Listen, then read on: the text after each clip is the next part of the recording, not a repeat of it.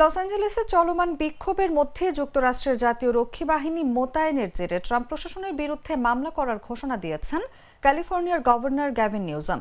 তিনি ট্রাম্পের এই সিদ্ধান্ত অবৈধ, অনৈতিক এবং অসাংবিধানিক বলে জানিয়েছেন। এ ব্যাপারে রোববার MSNBC-কে দেয়া এক সাক্ষাৎকারে ডেমোক্র্যাট পার্টির এই গভর্নর জানান, সোমবার আনুষ্ঠানিকভাবে এই মামলা করা হবে যাতে এই মোতায়েনের আদেশ বাতিল করা যায়। প্রেসিডেন্ট ডোনাল্ড ট্রাম্প একটি ফেডারেল আইন প্রয়োগ করে এই বাহিনী পাঠানোর আদেশ দিয়েছেন। ওই আইনে বিদ্রোহ বা ফেডারেল কর্তৃপক্ষের বিরুদ্ধে হুমকির পরিস্থিতিতে সেনা পাঠানোর অনুমোদন রয়েছে।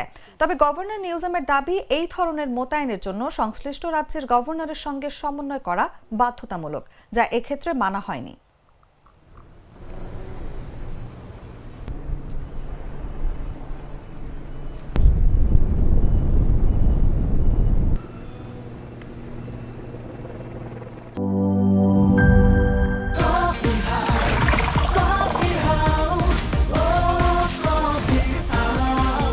কফি হাউস, প্রতি চুমুকে আড্ডা জমে।